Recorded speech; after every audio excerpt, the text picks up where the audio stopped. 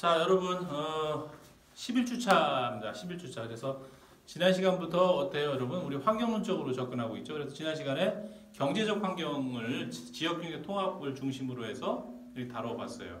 그래서 이번 시간에는 그런 환경 중에서 사회 문화적 환경에 대해서 이야기할까 합니다. 이 사회 문화적 환경은 기업의 경영 활동 중에서 여러분, 국제 경영을 하는 기업 활동 중에서 특히 어떠한 기업 기능에 영향을 많이 미치냐면 마케팅이에요, 여러분. 마케팅. 특히 소비재를 중심으로 한 마케팅이 사회적 문화적 환경에 가장 많이 영향을 미치게 되죠. 우선 문화라는 거에 대해서 얘기해 볼까요, 여러분? 문화는 뭐예요, 여러분? 문화. 우리가 문화라는 얘기를 아주 많이 듣죠. 근데 막상 문화가 뭐예요라고 물으면은 대답하기가 조금 어려운 부분도 있어요. 문화라는 것은 여러분 이런 거예요. 특정 바운더리에 있는 사람들이 공유하는, 그죠? 가치관과 그죠? 윤리, 이렇게 볼 수 있어요. 특정 바운더리 내에 있는 사람들이 공유하는 가치관과 윤리라고 볼 수 있어요. 그게 문화예요, 문화. 근데 가치관은 뭐예요, 여러분? 가치관과 윤리는 옳다거나 그르다거나 하는 그런 추상적인 개념이죠. 그죠? 그리고 그 옳다거나 그르다거나 하는 그런 것들이 윤리가 있고 법적으로 이렇게 강제되어 있는 것들이 있고 그런 거가 있는 거죠. 근데 그러한 것들이 특정 바운더리에 위치한 사람들이 향유하는 그런 문화가 다른 것이죠. 그러니까 문화는 불변의 진리가 아니고 그 다음에 정형화된 어떠한 이론이 아니고 그 바운더리 내에 있는 사람들마다 달라지는 거죠. 그 바운더리의 기준은 국가가 될 수도 있고 지역이 될 수도 있고 도시가 될 수도 있고 아니면 우리 충북대학교 학교가 될 수도 있고 단국대학교 학교가 될 수도 있고 그렇게 되는 거죠. 그래서 아니면 특정 소모임이 될 수도 있고 그 바운더리의 범주는 다양할 수 있지만 거기에 위치한 사람들만이 공유할 수 있는 특정 어떤 가치관과 신념 체계라고 볼 수 있어요. 그러니까 이 문화는 불변의 진리가 아니라 전수되어 내려오는 것이고 변화되어지는 것이고 학습되어진 거예요. 그렇죠? 학습되어진 것이라고 볼 수가 있죠. 그래서 우리가 이런 문화에 대해서 문화가 다르다는 걸 느끼는 순간은 언제예요, 여러분? 내가 지금 있는 문화권이 아니라 다른 곳에 내가 갔을 때 문화의 충격을 느끼죠. 또는 내가 있는 문화권 안에 다른 문화권에 있는 사람이 왔을 때 느끼죠. 우리가 해외에 여행 갔을 때 어때요? 내 나라를 떠나서 내 문화권을 떠나서 다른 나라에 가면 어때요? 객찬감을 느끼고 새로운 걸 느끼죠. 이질성을 느끼죠. 그게 문화의 차이를 느끼는 순간이에요. 여러분들이 공부하고 있는 이 수업 클래스에 오프라인 수업일 때 다른 나라 외국인 학생이 들어오면 어떻게 돼요, 여러분? 금방 우리가 쟤는 좀 언어도 우리랑 다르고 말하는 방식도 다르고 좀 다른 것 같아. 이런 뭔가 조금 이질적인 걸 느끼죠. 그게 문화의 차이예요. 그래서 그러한 문화의 차이가 그렇죠? 기업 활동하는데도 영향을 미치는 것이죠. 그렇죠? 자, 이러한 문화를 구성하고 있는 대표적인 요소를 한번 나열해 볼게요, 여러분. 문화를 구성하는 요소는 가장 큰 것이 언어, 대표적인 언어의 차이가 있죠. 그렇죠? 언어. 그 다음에 뭐가 있나요, 여러분? 미학, 아름다움에 대한 기준이 달라요. 어느 나라 사람들은 빨간색을 좋아하고 어느 나라는 녹색을 좋아하고 미학에 대한 관점이 다르고 그 다음에 종교, 그죠? 가장 예민한 부분이죠. 종교가 달라요. 또 뭐가 있죠, 여러분? 사회제도, 사회계층, 그죠? 그다음에 가족 구조, 그다음에 교육 수준. 또 뭐 있을까요? 가치관도 되겠네. 가치관. 거의 사람들의 사회, 살아가는 사회를 구성하고 있는 대부분의 요소들이 문화의 요소다라고 해도 과언이 아니에요. 그래서 이러한 문화에 따라서 그 기업 경영에 있어서 막 경영 방식이 달라질 수가 있고 거기에 부합하는 어떤 경영 활동 또는 마케팅 활동을 해야지만이 효과적인 기업 운영을 할 수가 있겠죠. 그래서 이 문화에 대해서는 여러분 그 해당 국가 시장에 대한 소비자의 사회 문화적 환경과 문화를 잘 알아야지만이 거기에 부합하는 제품을 만들거나 아니면 내 제품을 거기에 부합하는 소비자들의 구매 욕구를 창출시킬 수 있는 마케팅 활용에 적용할 수가 있게 되겠죠. 그래서 기업이 해당 국가 시장별로 문화의 차이를 인식할 수 있다면 거기에 부합하는 아주 효과적인 전략을 수립해서 경영활동을 하는 데 도움을 많이 받을 수 있겠죠. 근데 이러한 문화를 구분하는 기준 어렵겠죠. 많은 나라의 그죠? 문화가 다른데 이것을 어떻게 식별을 하고 객관적인 사실로 연구를 하기 어려운 분야가 바로 이 문화인데 우리 경영에서는 이 분야를 연구한 대표적인 두 학자가 있어요. 그래서 홉스테드라는 네덜란드의 심리학자가 국제적으로 이러한 각 국가의 문화에 대해서 연구를 했어요. 그래서 홉스테드의 4차원 모델이라는 게 있고요. 두 번째는 영국의 홀이라는 학자가 고배경, 그러니까 문화는 고배경 문화와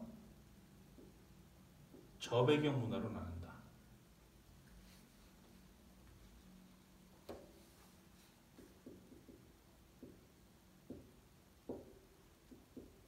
2차원 모델, 2차원. 홀의 2차원.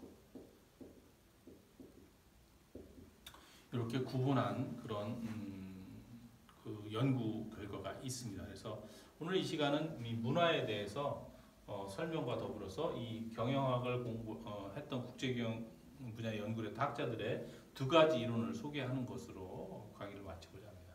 홉스테드의 4차원 모델은 첫 번째, 전 세계적인 국가와 시장에 위치한 소비자들이 사회 문화적 배경이 다른데 그 사회 문화적 배경을 네 가지 기준으로 구분을 해봤더니 이러이러하더라라는 거예요. 그래서 이 나라는 어떤 성향이고 저 나라 소비자는 어떤 성향이고 그래서 기업은 이러한 특성을 고려해서 경영 활동을 해야 된다라는 시사점을 주고 있는 것이죠. 이 사람이 전 세계 국가의 시장의 국민의 소비자의 문화를 구분한 기준 네 가지는 첫 번째는 권력 격차에 대한 반응이에요. 권력 격차. 파워 디스턴스.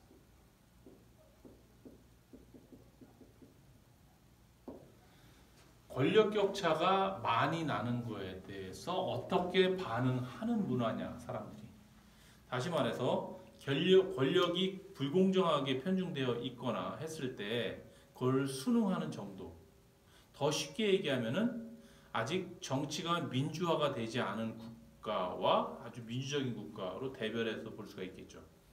민주화되지 않은 국가는 다 그런 건 아니지만 독재 국가에 가까운 경우가 많죠. 세계사를 보면. 그런 경우에는 어때요, 여러분?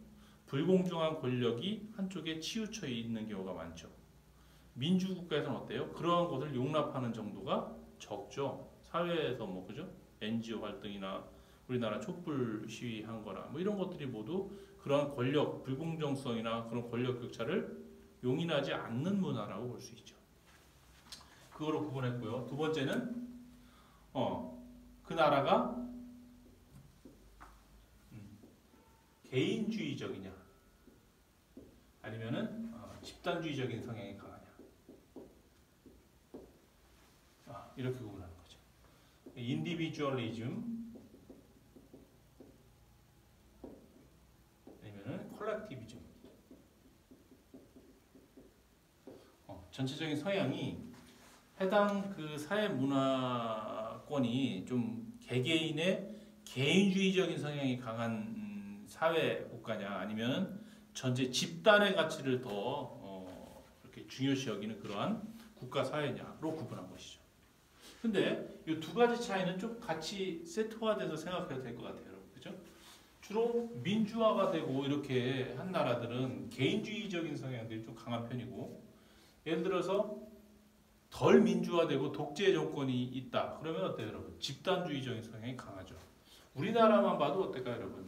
과거 6, 70년대는 좀 이렇게 전체 집단과 뭐 국가관을 강조하는 그런 집단 문화가 강했던 것 같고, 반면에 최근에 90년대, 2000년대 이후에는 어때요? 지금은 많이 민주화되면서 그죠? 그런 집단 문화보다는 개인적인 어떤 그 개인 이득이라든지 개인 어떤 이기주의적 성향이 더 강한, 개인주의적 성향이 강한 그런 문화로 가고 있지 않느냐 하는 생각도 들어요. 그렇죠?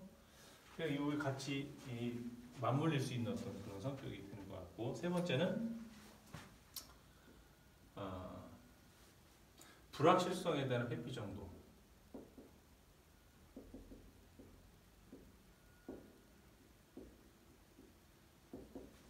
그거를 uncertainty.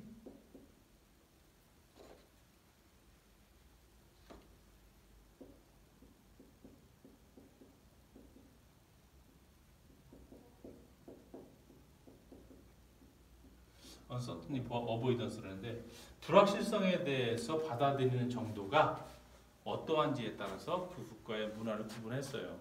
이런 거죠.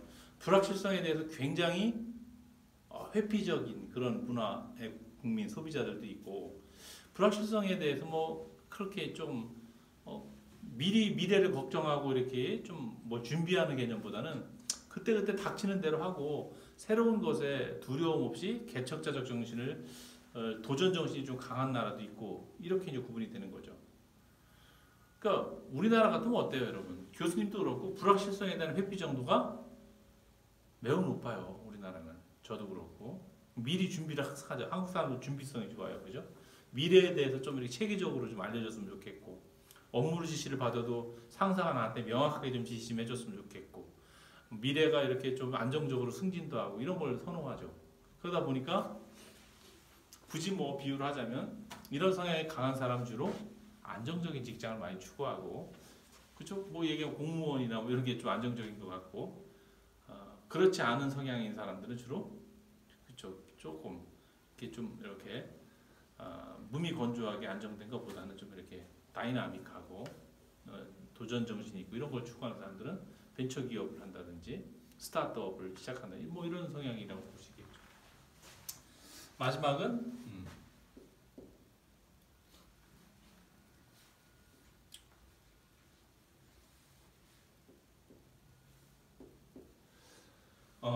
이거죠, 여러분. 남성성과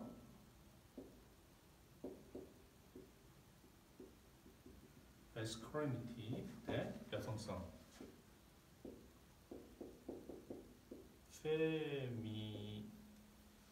femininity,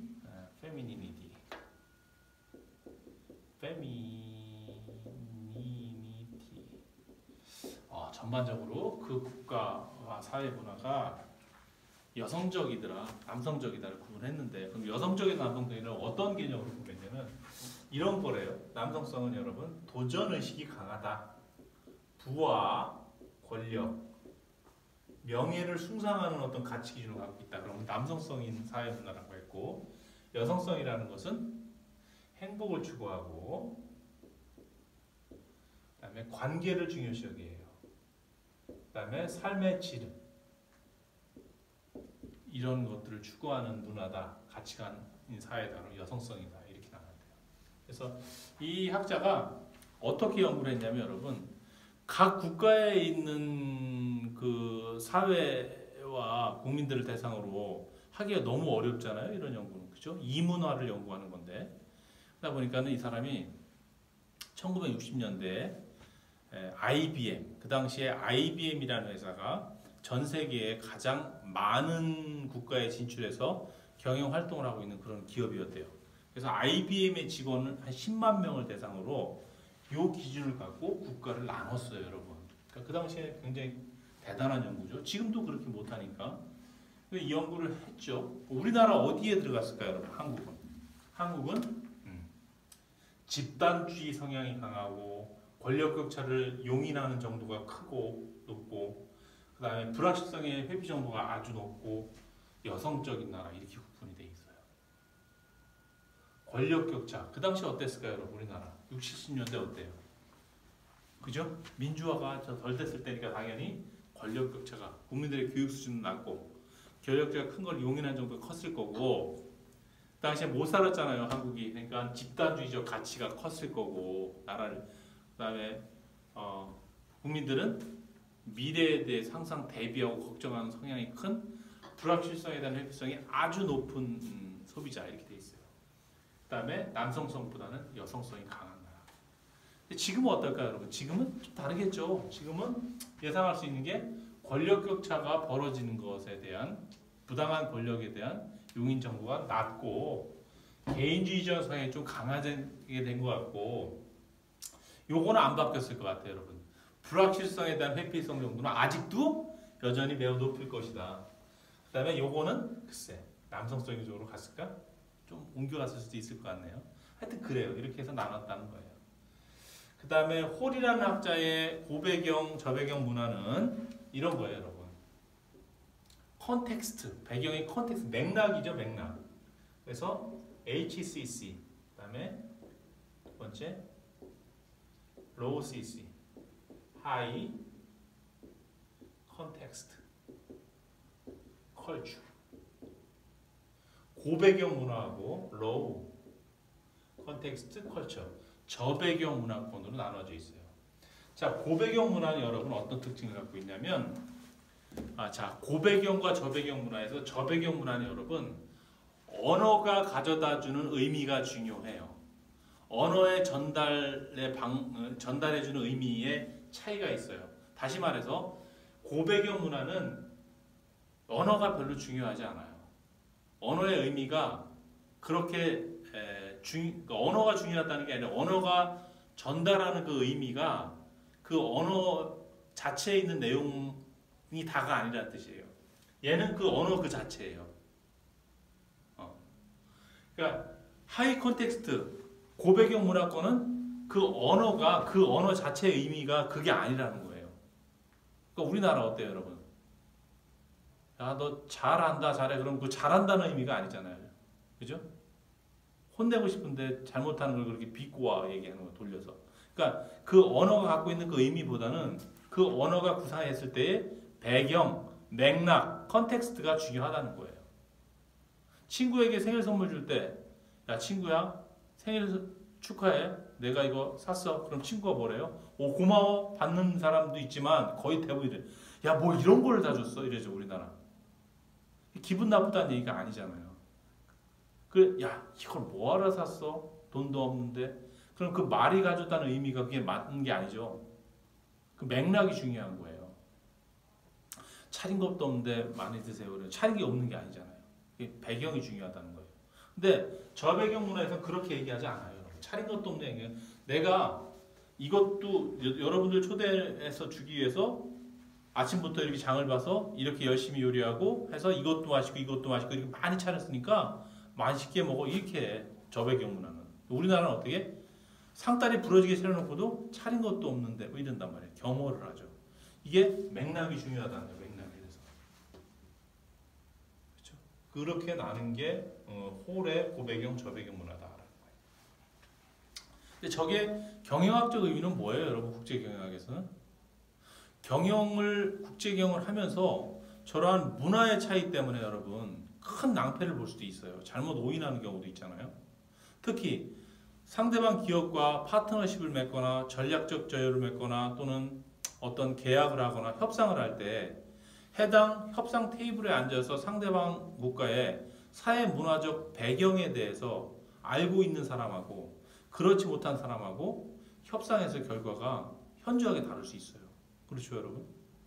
그래서 국제 경영을 하는 때는 이런 사회 문화적 배경에 대한 지식도 있어야 된다는 거예요.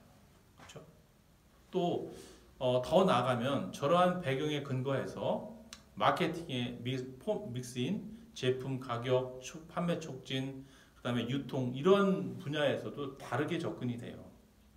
언어를 잘못 사용해서 실패하는 경우, 그렇죠? 광고를 그쪽 문화에 맞지 않는 광고를 본의 아니게 내보내서 마케팅에 실패하는 경우 이런 게 비일비재해요. 또 그 나라의 법률적 체계가 사회 제도가 성문법인 나라, 불문법인 나라에 따라서 다르죠. 뭐 상표를 쓰는 행위도 다르고 기업을 등록하는 절차도 다르고 불문법인 국가는 사용우선주의고 성문법인 국가는 등록 우선주의고 그렇단 말이에요. 대표적인 게 뭐예요? 기업명을 정하거나 제품명을 정할 때 우리나라 같은 성문법 국가는 어때요? 그 브랜드명을 먼저 등록한 사람이 권한이 있는 거죠. 근데 판례를 적용하는 나라는 어때요? 미국이나 캐나다 같은데 사용자 우선주의예요. 먼저 사용. 그런 차이가 있는 것이죠. 또 같은 제품이라도 그 나라의 문화나 가치관에 따라서 그 마케팅 광고나 이런 것들을 소구해야 될 소구 포인트를 잘 잡아야 돼요, 여러분. 그렇죠? 그런 게 전부 이런 사회 문화적 배경에 근거하는 겁니다. 자, 그래서 오늘은 11주차는 이 국제 경영 환경 중에 사회 문화적 환경을 갖고 알아봤습니다. 자, 그러면 여기서 오늘 강의를 마치고 다음 주에는 법 정치적 환경을 갖고도 또 이야기할 수 있도록 합시다. 그래요. 수고 많았습니다.